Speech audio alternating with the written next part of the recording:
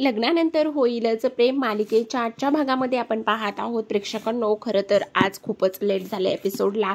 आता इथे पिहूची काउन्सलर जी आहे ती घरी आलेली असते आणि पिहूची काउन्सलर घरी आल्यानंतर खरं तर त्या पिहूच्या रूममध्ये बसलेल्या असतात आणि पिहूच्या रूममध्ये बसल्यानंतर आता इथे जी काउन्सलर आहे ती खूपच नंदिनीच्या जवळची असते, एक छान मैत्रीण असते आणि त्यामुळे अगदीच छान यांची गट्टी जमणार असते। आता इथे त्या म्हणत असतात ठीक आहे आपण एक मस्त गेम खेळायचा का गेम, तेव्हा पिहू म्हणत असते हो चालेल ना आपण खेळूयात गेम, कुठला खेळायचा आहे। तेवढ्यातच आता काउन्सलरकडे एक बॉक्स असतो आणि बॉक्सवरती काही वेगवेगळे नावं असतात ज्यावरती असं असतं भीती, त्याचबरोबर आनंद, अशा वेगवेगळ्या प्रकारचे ते गेम्स असतात आणि त्यातलं एक सिलेक्ट करायचं असतं। तेवढ्यातच आता काउन्सलर म्हणत असतात हे बघ यामध्ये ह्या बॉक्समध्ये खूप सारे वेगवेगळे गेम्स आहेत, त्यातलं तू कुठलंही एक इथे उचलू शकतेस। तेवढ्यातच राग, प्रेम, द्वेष, त्याचबरोबर आवड, आनंद, सुख हे सगळं काही असतं। आता लगेचच पिहू एक गोष्ट त्यातली उचलते आणि एक वस्तू उचलल्यावर त्यावर लिहिलेलं असतं भीती। काय पिहू तुला भीती वाटते? कोणाची भीती वाटते मला तू सांगू शकतेस का? बोल ना पिहू, आणि तू भीती का उचललीयस? काय झालेलं आहे? तुला कोणाची भीती वाटते? तुला कोणी ओरडलेलं आहे का? आणि तू अशी का वागतेस? काही कळेल का मला? तू सांगणार आहेस का मला? ह्या सगळ्या गोष्टी आता इथे काउन्सलर इथे विचारत असते, पण पिहू मात्र काहीच सांगायला इथे मार्ग नसतो, ती अगदीच शांत बसलेली असते। तर इकडे आता हे 5 जण सुद्धा हॉलमध्ये बसलेले असतात आणि हॉलमध्ये काउन्सलर बद्दल त्याचबरोबर मंजू आत्या, वसू आत्याबद्दल चर्चा सुरू असते। आता काव्या म्हणत असते खरं तर मला ना वसू आत्याचं अजिबातच समजत नाहीये, काय हे वसू आत्याचं वागणं, काय हे वसू आत्याचं बोलणं, आणि त्यासोबत सगळ्यात महत्त्वाची गोष्ट म्हणजेच की मंजू आत्याचं, अरे असं कोणी, मला तर एका क्षणाला वाटलं होतं आता नक्कीच ह्या वेड्या होतील। तेव्हाच आता इथे सगळेजण बोलत असतात अगो काय हे, हो अगदीच बरोबर आहे। तेवढ्यातच आता मानिनी तिच्या सुनांचं खूप कौतुक करत असते। मानिनी म्हणते पण नंदिनी खरं सांगू का ग तुला, आज मला ना तुझं खूप जास्त कौतुक वाटलंय, कसं जमतं ग तुला समोरच्या व्यक्तीला त्याच्या मनातलं ओळखून, त्याचबरोबर त्याच्या कलानं घेऊन त्यांना समजावणं, त्याच्या बाजूने बोलणं, त्याचबरोबर त्यांना एका झटक्यात तुझं म्हणणं पटवून देणं, हे सगळं काही तुला कसं जमतं ग। त्यावरच आता नंदिनी हसतच असते आणि इकडे मात्र माझी एक सून हुशार आहे। तर लगेचच काव्या म्हणत असते हो एकचट आहे, हो की नाही? नाही ते फक्त तूच म्हण बाई, आम्ही नाही म्हणू शकत, असं म्हणूनच हशी मजाक सुरू असतो। आता इकडे नंदिनी आणि जीवाने मस्त जेवणाचा बेत तर त्या दोघांनी कालच्या एपिसोडमध्ये केला होता हे आपण पाहिले, पण आता मानिनी म्हणत असते नंदिनी आता तू दैवप्पाला इथे नैवेद्य दाखव। तेवढ्यातच आपला जो इथे पार्थ आहे तो म्हणत असतो नंदिनी एकट्याच का बरं, जीवा जा ना तू पण। तेव्हा तो म्हणतो अरे मी तर एका पायावरच उभा आहे, बघ मी जातो की नाही, असं म्हणूनच आता दोघे देवाला नैवेद्य दाखवण्यासाठी निघतात। तेवढ्यातच मानिनी म्हणते खरं तर आज दोघांनी मिळून स्वयंपाक बनवलाय। काय सांगते साई, दोघांनी मिळून स्वयंपाक बनवलाय, ही तर कमालच झालेली आहे। तर इकडे जेव्हाच भीती हे घेतलेलं असतं तेव्हा इथे काउन्सलर विचारत असतात की काय झालंय सांग ना, तुला कसली भीती वाटते, तुला काय होतंय, ह्या गोष्टी तू मला सांगितल्या तर मला समजतील आणि नाही सांगितलं तर कसं समजेल। बरं ठीक आहे, हा गेम तुला नाही ना खेळायचा किंवा हा गेम तुला नाही ना आवडला तर आपण दुसरा गेम खेळूया का? तेव्हा पिहू म्हणते हो चालेल ना खेळूयात, मग रॅपिड फायर खेळूया का? तेव्हा ती म्हणते हो चालेल ना, मग मला सांग मैत्री कोण? तेव्हा ती म्हणते अक्षरा, प्रेम कोण, गुलाबजामुन, त्याचबरोबर कम्फर्ट कोण, आई, आणि त्याचबरोबर सिक्रेट। लगेचच ती म्हणते नंदिनी वहिनी। बापरे नंदिनी वहिनी, काय झालं पिहू? आता पिहूला नंदिनी वहिनी सिक्रेट म्हटल्याबरोबरच तिला वसवत्याचं बोलणं आठवत असतं। वसवत्ते तिला म्हटलेली असते जर ही गोष्ट तू कोणाला सांगितलीस तर तुला तुझ्या बाबांना, आईंना ह्या घराच्या बाहेर हकलून देईल आणि त्याचसोबत ह्या घरावर कुणाचा अधिकार आहे, ह्या घरावर राज्य कुणाचं आहे, तर ते फक्त आणि फक्त इथे माझं राज्य आहे, त्यामुळे तू ही गोष्ट कोणाला सांगायची नाही। तेवढ्यातच आता काउन्सलर म्हणत असतात नंदिनी आणि सिक्रेट काय आहे हे? तर इकडे आता नंदिनी गणपती बाप्पासमोर नैवेद्याचं ताट घेऊन गेलेली असते। त्या लुटुपुटू करायला आपला जो जीवा आहे तो सुद्धा आलेला असतो आणि जीवाने इथे जे नैवेद्याचं ताट आहे ते हातामध्ये धरलेलं असतं। सुरुवातीला नंदी बेसिक पूजा करून घेते आणि त्यानंतर इथे नैवेद्य दाखवत असते। आता नैवेद्य दाखवत असताना जीवा मात्र एकटक तिच्याकडे पाहतच असतो। नंदिनी पाहते की ह्याचं काय चाललेलं आहे म्हणून। खरंच आज जीवामधलं जे वागणं आहे ना ते खरंच खूपच जास्त बदललेलं आहे आणि ते नंदिनीला थोडंसं जाणवलेलं असतं, पण नंदिनी आपली काही जास्त बोलून दाखवत दाखवत नाही. आता दोघं सुद्धा देवासमोर नैवेद्य दाखवतात आणि नमस्कार करतात. नमस्कार करत असताना पुन्हा दोघं एकमेकांकडे पाहतात आणि नंदिनी इथे देवासमोर हात जोडते आणि म्हणत असते, हे परमेश्वर आहे गणपती बाप्पा, पिहूने काउन्सलर समोर सगळ्या गोष्टी व्यवस्थित सांगू देत. आणि पिहूने व्यवस्थित सगळ्या गोष्टी काउन्सलरला सांगितल्यानंतर इथे सगळं काही व्यवस्थित होईल. म्हणजे पिहू एवढी घाबरलेली आहे, त्याचबरोबर ती एवढं सगळं काही करत आहे, तिचं आयुष्य एवढं म्हणजे हसण्या खेळण्याचे दिवस आहेत आणि ती अशी करत आहे, त्यामुळे हे सगळं लवकर निस्तरू दे, हे सगळं मार्गी लागू दे. आता इथे नंदिनीचे डोळे बंद असतात. आपला फिल्मी जो जीवा आहे तो लगेचच इथे आरतीवरून हात घेत असतो आणि नंदिनीच्या डोक्यावरून फिरवण्याचं काम करत असतो. तेवढ्यातच नंदिनी बघते, म्हणत असते काय, तेव्हा तो म्हणत असतो काही नाही, इथे गोड जास्त आहे ना, त्यामुळे तुझ्या केसावर माशी बसली होती, ती मी मारण्याचं काम करत होतो. तेव्हाच आता नंदिनी म्हणत असते, हो इथे माशी आली का, नक्कीच ना. त्यावर जीवा म्हणत असतो, हो मग काय करणार होतो, इथे काय मी तुला आशीर्वाद देणार होतो, जसं काही तू माझ्या पाया पडलीस आणि मी तुला आशीर्वाद देणार होतो, असं जीवा मुद्दामूनच म्हणत असतो. आणि तेव्हा नंदिनी त्याच्याकडे रागानेच पाहते. आता नंदिनीने रागानेच पाहिल्यानंतर ती लगेचच तिथून निघून जाते. तेव्हा तो म्हणत असतो, अरे काय हे, हसली पण नाही, मी एवढा मोठा जोक केला, एवढा टॉन्ट मारला, मग हिला हसायला काय झालं होतं, बघ रे गणपती बाप्पा, बघ रे गणुल्या, काय करू मी हिचं, सांगणारे. हे पण गणपती बाप्पा प्लीज मला काहीतरी हे करणारे, आता ही रागवली नसलणारे आणि प्लीज हिचं आणि माझं नातं थोडंसं चांगलं होऊ देणारे, जरा हिचे कान ओढणारे तू. असंच आता इथे जीवा गणपती बाप्पापाशी उभा राहिलेला असतो आणि गणपती बाप्पाला प्रार्थना करत असतो. इकडे आता अनिशा खोलीमध्ये असते. अनिशा खोलीमध्ये असताना काव्या हॉलमधून कल्टी करून आलेली असते, कारण इथे काव्याला थोडंसं तिथे कोणीतरी आगाऊ असं म्हटलेलं असतं, म्हणूनच. आता इकडे आल्यानंतर इथे अनिशा म्हणत असते, काय काय काय काय काय म्हणजे तुम्ही दोघं एकाच बेडवर झोपतायत, बाप रे. तेव्हाच आता इथे जी आपली काव्य आहे ती म्हणत असते, अनिशा जरा 1 मिनिट थांबणार आहेस का तू, तो बोका जो आहे ना तो इकडे डोकं करून झोपतो, मी इकडे डोकं करून झोपते, त्याच्या डोक्याकडे माझे पाय, माझ्या डोक्याकडे त्याचे पाय, आणि तू काय ग हे असलं म्हणतेस, अगं पण हे किती फिल्मी स्टाईल आहे, आणि काय हा फ्रेंडशिप बँड वगैरे, बाप रे कसलं भारी आहे. त्यावरच काव्या म्हणते, 1 मिनिट जरा तू शांत पडणार आहेस का, आणि असं काहीही नाहीये. तेव्हा अनिशा म्हणते, काहीही कसं नाहीये, आता फ्रेंडशिप बँड पर्यंत नातं गेलेलं आहे म्हटल्यावर, पण मला एक गोष्ट सांग तू काव्या. तेव्हा काव्या म्हणते, बोल ना पटकन, काय सांगायचं आहे. तेवढ्यातच अनिशा म्हणत असते, पण आता बघ ना, आता तुम्ही रूममेट झालेला आहात, मग रूममेट झालात तर कधी लाईफ पार्टनर सुद्धा होऊ शकतात ना. तेवढ्यातच काव्या म्हणते, 1 मिनिट, खरं पाहायला गेलं तर आज बोकाना माझ्यासोबत सकाळपासून जरा छान आणि वेगळाच वागतोय बघ. तेव्हाच आता इथे अनिशा म्हणत असते, वा वा वा वा वा, काय ते प्रेम, काय तो फ्रेंडशिप बँड, काय तो बेड शेअर करणं, म्हणजे कमालच झालेली आहे, हो की नाही.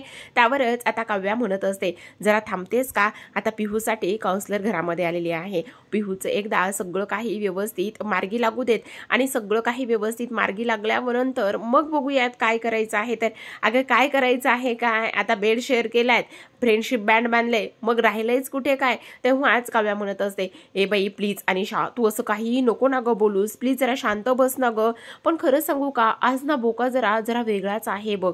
तेवढ्यातच आता इथे जी अनिशा आहे ती म्हणत असते, पण खरं सांगू का काव्या, लग्न करणं आणि लग्न झाल्यानंतर हे प्रेम होणं जर असं रोमॅन्टिक असेल ना, तर मला लग्न करायचंय, मी लग्नाचा विचार करू शकते बरं का, असंच इथे ती बोलत असते. तर आता इकडे काउन्सलर खाली आलेले असतात, आणि काउन्सलर खाली आल्यानंतर नंदिनी आणि त्याचबरोबर घरातील इतर सगळेजण खाली जमलेले असतात. त्यावर नंदिनी म्हणत असते, काय झालं मॅडम, काही बोलली का पिहू. त्यावरच इथे आता काउन्सलर म्हणत असतात, खरं सांगायचं का तर ती खूप जास्त घाबरलेली आहे, आणि खूप जास्त घाबरलेली असल्या पण तिने मला आत्ता तरी स्पष्टपणे असं काही सांगितलं नाही. तेवढ्यातच आता स्पष्टपणे सांगितलं नाही म्हणजे नेमकं काय झालेलं असेल. तर इकडे मंजू म्हणत असते, पण माझी पिहू बरी तर होणार आहे ना, हे बघा तुम्ही काळजी करू नका, पिहू बरी होणार आहे, आणि तुम्ही एवढं हायपर लगेचच होऊ नका, ह्या सगळ्या काही गोष्टी इथे ती बोलत असते. तेवढ्यातच आता खरं सांगू का एक गोष्ट, तर मी तिच्यासोबत रॅपिड फायरचा गेम खेळले. रॅपिड फायरचा गेम खेळल्यावर तिने सिक्रेट म्हणून नंदिनीचं नाव घेतलं. काय, माझं नाव घेतलंय, पण का, मला नाही कळत आहे.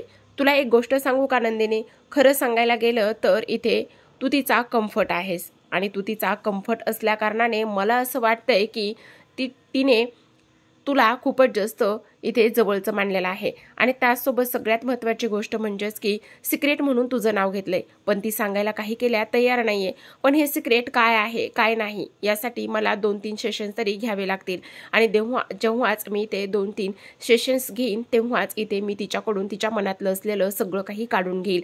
आता तरी मी एवढंच, पण पिहूची काळजी घ्या. त्याचबरोबर ती खूप जास्त घाबरलेली आहे आणि मला एक गोष्ट नंदिनी तुला आणखी एक सांगायची आहे आणि ती म्हणजेच की हे बघ, तू आणि ती तुम्हा दोघींचं नातं खूप चांगलं आहे आणि त्यामुळे तुझ्या बाबतीचं जे सिक्रेट आहे ती आत्तापर्यंत तरी कोणाला सांगायला तयार नाही. म्हणूनच मला असं वाटतंय की हे सगळं जरा थोडंसं रिस्कीचं आहे, असंच इथे आता त्या बोलत असतात. तेव्हाच मानिनी म्हणत असते, म्हणजे जोपर्यंत ती सांगत नाही बोलत नाही तोपर्यंत तिला त्रास हा होतच राहणार आहे ना. नंदिनी एक गोष्ट सांगते, आत्ता तिला ह्या सगळ्या गोष्टीबद्दल तुम्ही काहीच विचारू नका, तिच्याशी जास्त काही डिस्कस करू नका, नाहीतर तिला जास्त मेंटली त्रास होऊ शकतो, ताण येऊ शकतो. त्यावरच आता पार्थ म्हणत असतो, पण तिला त्रास होईल, तिला हर्ट होईल किंवा ती जास्त डिस्टर्ब होईल ह्या गोष्टी आपण इथे कधीच करत नाही आणि घरामध्ये तसं होत सुद्धा नाही.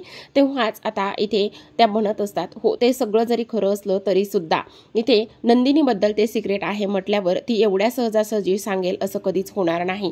त्यामुळे तुम्हाला थोडीशी काळजीही घ्यावीच लागणार आहे.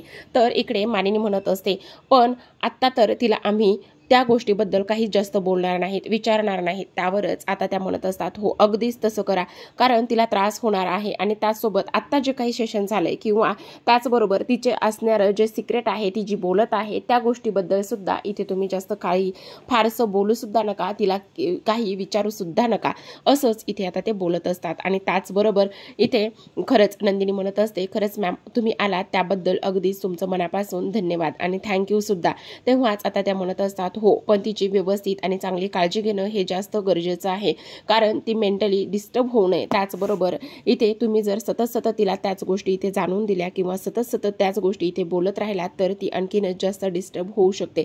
त्यावरच नंदिनी म्हणत असते, मॅम तुम्ही अजिबात काळजी करू नका, मी तिची व्यवस्थित सगळी काळजी घेईन, पण नंदिनी हे सिक्रेट मात्र तुझ्या रिलेटेडच आहे हे मात्र तेवढंच नक्की आहे, असंच आता इथे ते बोलत असतात. आणि तेवढ्यातच आता त्या म्हणत असतात, ठीक आहे टेक केअर आणि मी येते, असं म्हणूनच त्या तर आता तिथून निघून सुद्धा गेलेल्या असतात.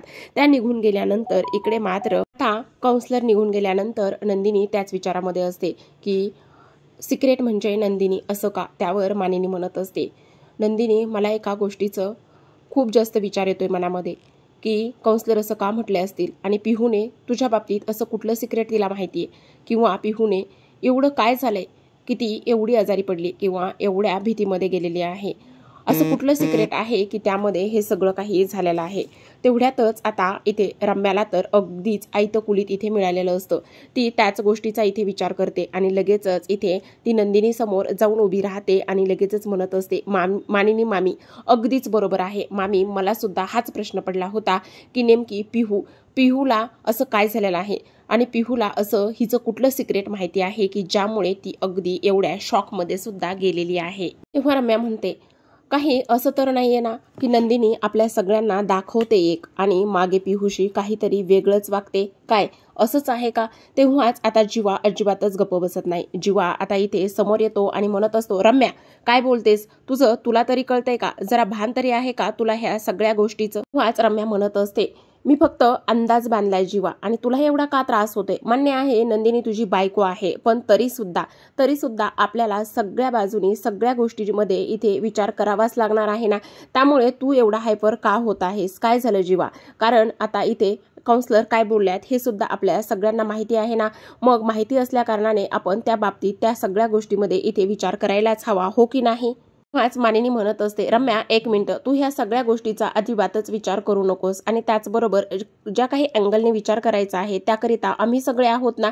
आणि कायम तुझा नेहमीच बाण जो आहे तो इकडे नंदिनीकडेच असणार आहे हे आम्हाला सगळ्यांना माहिती आहे. त्यामुळे प्लीज तू आता ह्या सगळ्या गोष्टीमध्ये पडू नकोस, असं स्पष्टपणे आता इथे मानिनीने रम्याला सांगितलेलं असतं. आज रम्या म्हणत असते, असं का म्हणतेस ग मामी, आणि काय ग मामी एवढा का विश्वास आहे ह्या तुमच्या काल आलेल्या ह्या दोन्ही सुनांवरती, सांग ना मामी सांग.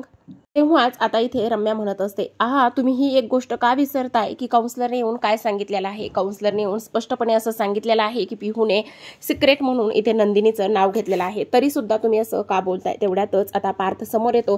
पार्थ सुद्धा नंदिनीची बाजू घेतो. तो म्हणत असतो, 1 मिनिट रम्या, नाही त्या गोष्टीचा अर्थ आणि तर्क वितर्क लावू नकोस. आणि त्याचसोबत सगळ्यात महत्त्वाची गोष्ट म्हणजेच की काउन्सलरने येऊन काय सांगितलेलं आहे. आणि काउन्सलरने येऊन असं सांगितलेलं आहे की इथे नंदिनी जी आहे ती इथे पिहूचा कम्फर्ट आहे. आणि त्यासोबतच इथे नंदिनीची आणि त्याचबरोबर पिहूची सुद्धा छान गट्टी आहे, मैत्री आहे. त्यामुळे तू आता नाही त्या गोष्टी इथे बोलू नकोस. तेवढ्यातच आता वसवत्याला असं वाटत असतं, नाही हे सगळं प्रकरण आपल्यावर शेकायला नको. म्हणूनच आता इथे वसवत्यामध्ये पडतात. आणि वसवत्यामध्ये पडल्यावर त्या म्हणत असतात, रम्या 1 मिनिट, नाही त्या गोष्टी इथे बोलू नकोस. आणि त्याचबरोबर इथे मध्ये बोलून सगळ्यांकडून तुला अपमान करून घ्यायचाच आहे का.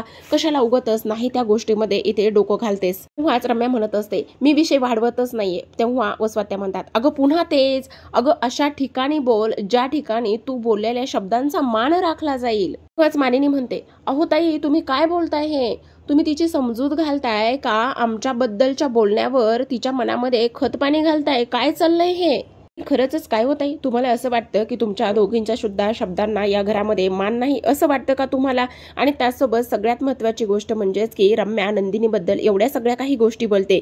तिचे कान खेचण्याऐवजी उलट तुम्ही तिची समजूत घालताय, हे काय आहे. आणि तिला उलट भडकवताय तुम्ही. त्याच वसवत्या म्हणत असतात, हो ग बाई मानिनी, तुझ्या दोन्ही सुद्धा सुना चांगल्या आहेत. मी आणि माझी मुलगी नेहमी वाईटच आहोत ना, नेहमी आम्ही वाईटावरच टपलेलो आहोत ना. असं म्हणूनच आता वसवत्या रम्याचा हात धरूनच तिला खोलीमध्ये चल म्हणून ओढत असतात. चल आत्ताच्या आत्ता खोलीमध्ये चल, इथे थांबायचं नाहीये. आणि तुला अजून सुद्धा दगडावर डोकं आपटून घ्यायचंच आहे का.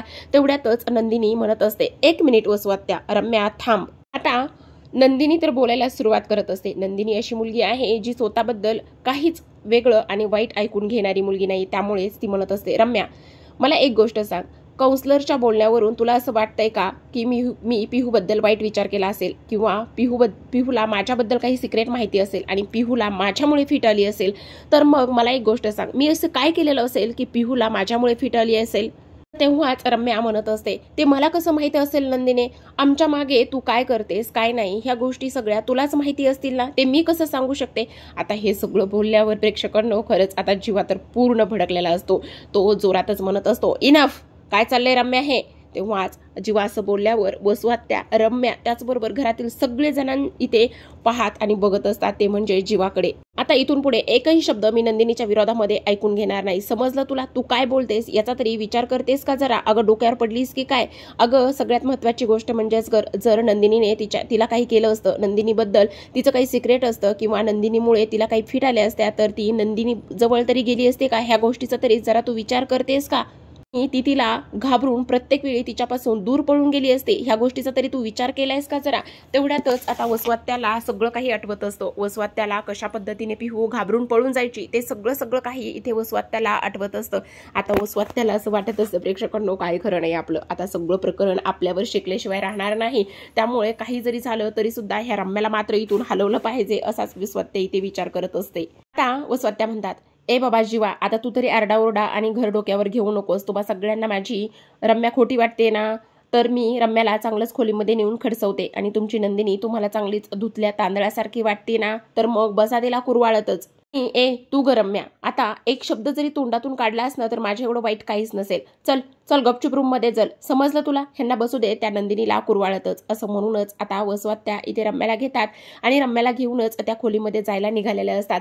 आता खरं पाहायला गेलं तर ह्यांची सगळी चूक असते प्रेक्षकांनो, पण खरं सांगू का खूपच भांडणाला मजा आलेली आहे इथे. शेवटी फायनली इथे आता नंदिनीची बाजू जीवाने घेतलेली असते आणि जीवाने तिची बाजू घेतल्यानंतर इथे खरं तर नंदिनी कसं कॅरेक्टर आहे हे सगळ्यांना माहिती असतं. आणि त्यामुळे आता इथे नंदिनी सुद्धा इथे खूपच जास्त इमोशनल झालेली असते. जीवा तिच्या पाठीमागे खंबीरपणे उभा राहिलेला असल्या कारणाने मानिनी नंदिनीकडे जाते आणि नंदिनीला म्हणत असते, नंदिनी प्लीज तू ह्या सगळ्या गोष्टींचा, ह्या सगळ्या दोघींच्या बोलण्याचा सुद्धा अजिबात विचार करू नकोस, कारण ह्यांचे स्वभाव कसे आहेत हे आपल्या सगळ्यांनाच माहिती आहे. त्यावर नंदिनी म्हणत असते, नाही आई मी ठीक आहे, तुम्ही नका काळजी करू. तर तेव्हाच नंदिनी म्हणत असते, पण आई मला एक गोष्ट कळत नाही, काउन्सलरने माझं नाव का घेतलं असेल.